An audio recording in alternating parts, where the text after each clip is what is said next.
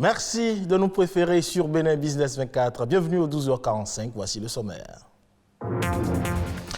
5 décennies déjà que l'université d'Abomey-Calavi forme des étudiants chaque année. Ils présentent des recherches scientifiques dont l'impact ne semble pas bien perçu sur le développement. On en parle dans un instant.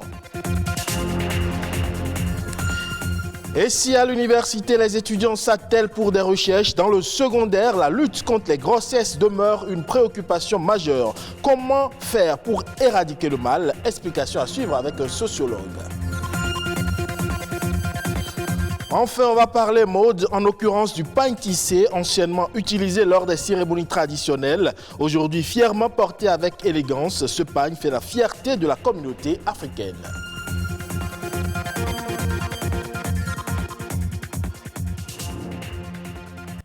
Merci de nous rejoindre. L'université d'Abomey-Calavi forme des universitaires depuis plus de 50 ans. 5 décennies de formation et de recherche donc. Et pourtant, ces recherches ne semblent pas apporter un plus au développement. Quels sont alors les impacts des recherches scientifiques universitaires sur l'essor économique du Bénin? Eh bien, Patrick Adjagodou a rencontré quelques enseignants de l'université d'Abomey-Calavi.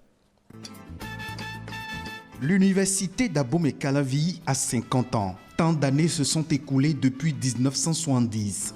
Des dizaines de milliers d'étudiants formés ainsi que des enseignants chevronnés sont sortis de cette prestigieuse université.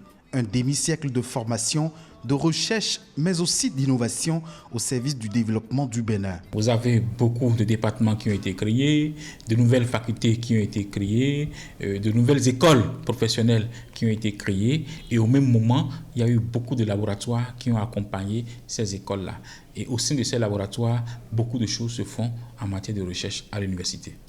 Des recherches scientifiques aux innovations technologiques, en passant par la création des laboratoires, l'université d'Abomey-Calavi a connu beaucoup d'avancées au fil des années. 50 années après, que sont devenus les fruits de ces recherches universitaires? Les résultats, c'est beaucoup de soutenance, de master, de licence et même de thèse. Parce que c'est des thèmes que vous donnez aux étudiants, vous les accompagnez et après, c'est le résultat qu'un jour, il vient exposer à la face publique et qui fait, n'est-ce pas, le fruit de ces recherches. 50 ans sont passés, mais je peux vous dire beaucoup de choses ont été faites. Par exemple, sur le plan agronomique. On a travaillé sur le baume de la noix de cajou, qui est un produit vraiment très très utile et essentiel et que nous exportons régulièrement chaque année pratiquement vers les pays asiatiques. Ça, c'est certains jeunes qui ont travaillé avec moi et sur le compost. Et quand ils ont fini leur travail, ils ont dit, professeur, nous allons nous auto-employer. Ils ont créé leur entreprise aujourd'hui, ils vivent de ça. Ce compost, c'est un produit très riche et on a travaillé là-dessus pendant près de 3 ans et on a pu obtenir un bon produit de qualité. Quand vous arrivez dans le secteur santé, des gens ont eu des brevets dans le secteur qui sont appliqués, qui sont connus. Ils se sont associés avec des grandes firmes et ont produit des médicaments que nous utilisons aujourd'hui. Outre le domaine de la santé, de l'agroalimentaire, des sciences humaines, de la chimie et du génie civil, la recherche s'est enrichie d'énormes progrès, mais manque de visibilité. Le passage de l'étape de la recherche terminée au produit utilisé a besoin de beaucoup de moyens et a besoin d'être organisé, comme on organise les filières. Normalement, il devait y avoir un véritable partenariat entre le secteur privé et l'université. Puisque nous ne sommes là que pour développer des idées, développer des innovations. Prendre de nouvelles réformes incitatives qui encouragent et valorisent les recherches universitaires est donc une nécessité. Mieux, en faisant l'option de doter nos universités publiques d'un cadre institutionnel pour assister et financer les projets de recherche pourrait bien être un gage de développement soutenu et durable. Du supérieur, passons à présent dans l'enseignement secondaire où un phénomène continue de sévir, impactant la croissance économique. Ce sont les grossesses en milieu scolaire. Comment faire pour les prévenir et stopper la saignée de la déscolarisation des filles? Explication ici avec un spécialiste en communication et santé communautaire. Quand on parle de grossesse, c'est déjà le manque d'information parce que lorsque la fille n'a pas l'information de qualité en matière de sexualité, lorsqu'elle ne sait pas ce qu'elle peut faire pour éviter des grossesses, elle va sans doute contracter une grossesse. La responsabilité parentale est très engagée en ce sens où quand on parle de l'enfant, l'éducation de l'enfant n'est pas qu'à l'école, l'éducation de l'enfant commence par la maison. Peu de parents aujourd'hui parlent de la sexualité avec les enfants. Il y a des parents qui pensent nécessairement que notre enfant n'a pas encore l'âge, notre enfant n'est pas encore à l'étape où il faut lui parler de la sexualité. En fait, c'est faux parce que déjà à partir de tout petit âge, à partir du tout bas âge, on peut déjà commencer à parler de la sexualité avec les enfants. Ça, quand on voit ça avec les spécialistes en communication pour la sexualité, ils peuvent vous aider en fait à trouver le message adapté à chaque âge de l'enfant, à chaque niveau de développement de l'enfant. Et c'est ça qui va amener alors l'enfant à comprendre son corps. Parce que lorsque la fille ne comprend pas son corps, pourquoi elle développe des caractères sexuels secondaires? Lorsque la fille ne comprend pas les changements physiques et les changements physiologiques de son corps, ça peut l'amener à se poser beaucoup de questions et l'amener à commettre des erreurs qu'elle ne devait pas commettre. Vous savez, il y a beaucoup de filles aujourd'hui qui ont des menstrues et les parents ne savent pas. Il y a beaucoup de filles aujourd'hui qui vont à l'activité sexuelle que les parents ne savent pas. Et lorsque vous ne donnez pas l'information et la bonne à votre enfant, il va le chercher au dehors et ce n'est nécessairement pas la bonne information qu'il reçoit. Quand on parle de la prévention, il faut la bonne information. Et aujourd'hui, les jeunes sont exposés aux nouvelles technologies de l'information et de la communication. Il y a les smartphones, il y a beaucoup de sites internet qui montrent n'importe quoi et à n'importe quel moment. Nous avons les telenovelas qui sont là aujourd'hui. Il faut installer un contrôle parental qui vous permet de filtrer l'information. C'est de la grande responsabilité des parents et il faut amener l'adolescent, il faut amener l'enfant à comprendre qu'est-ce qui est important pour lui. À telle étape de changement, qu'est-ce qui est important pour lui. L'enfant doit prendre conscience des faits, devait amener l'enfant à retrouver son intérêt dans ce que vous êtes en train de lui dire. On change de registre à présent pour parler mode. Le pagne tissé revêt en général une importance dans les habitudes vestimentaires en Afrique. Il fait également partie des éléments qui différencient la culture africaine des autres. Fabriqué manuellement et anciennement utilisé lors des cérémonies traditionnelles, eh bien, le pagne tissé est aujourd'hui ancré dans les habitudes vestimentaires du quotidien. Découverte ici avec quelques motifs de pagne tissé. Tout en couleurs et agrémenté d'une multitude de motifs. Au rang des divers tissus africains, le pagne imprimé est roi depuis des générations. Nos clients, ils aiment le pagne parce que c'est un pagne que nos arrière-grands-parents ils ont déjà utilisé, surtout nos grands-mères. Outre la tradition, le pagne africain est avant tout une affaire de rapport qualité-prix. Un prix de vente qui, avec les années, s'est fortement vu augmenter. Le pagne africain coûte un peu cher par rapport à avant. Parce qu'avant, avec 12 000 francs, on a la demi, la SIA.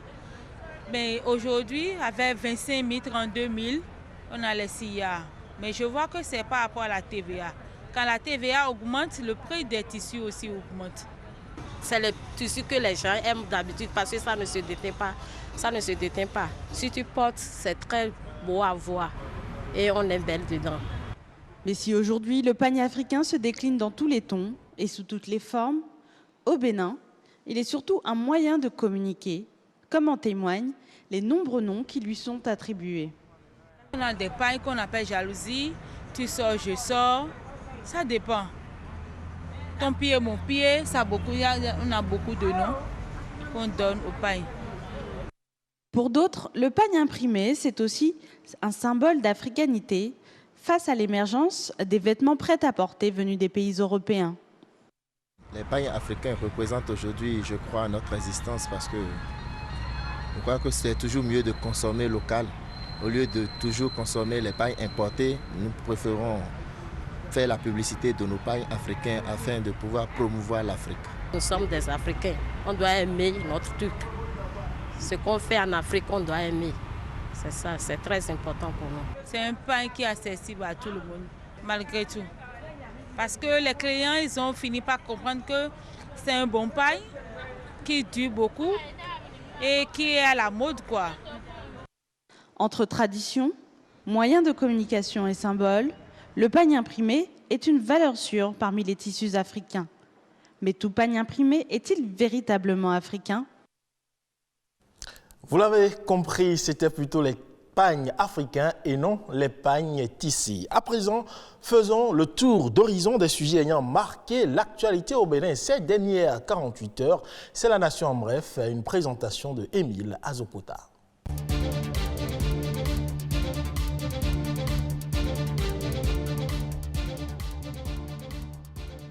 Le Bénin a réalisé sa première émission d'obligations internationales dédiée au financement de projets à fort impact sur l'atteinte des objectifs de développement durable des Nations Unies, la première pour un État africain. Cette opération a permis de mobiliser un montant de 500 millions d'euros, soit environ 328 milliards de francs CFA, avec une échéance de remboursement fixée en 2035.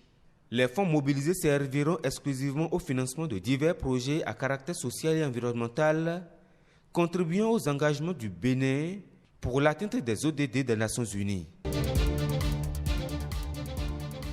Dans le cadre de la mise en place d'un pôle d'excellence pour la prise en charge des patients souffrant de maladies cardiovasculaires, le gouvernement a décidé d'augmenter le nombre de missions par an pour la prise en charge des patients.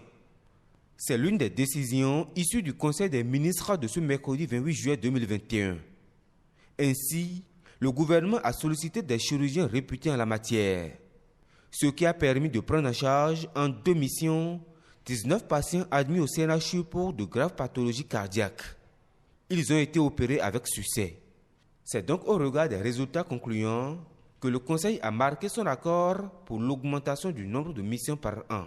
Selon le Conseil, cette option permettra un transfert rapide de compétences aux équipes médicales béninoises. Les artères, carrefours et autres espaces publics occupés par les usagers dans la ville de Cotonou commencent depuis ce jeudi 29 juillet à présenter un nouveau visage. Une vaste opération de libération des espaces publics anarchiquement occupés a démarré.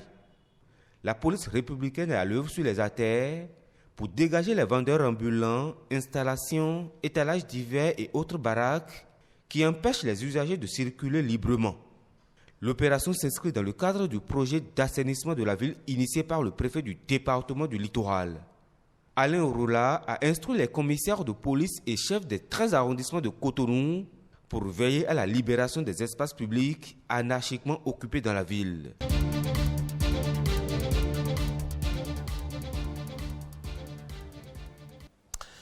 Et c'est la fin de ce 12h45 que je vous remercie d'avoir suivi. Vous pouvez retrouver cette édition sur le site de l'ORTB, www.ortb.bj. Portez-vous bien. Je vous donne rendez-vous à 19h45.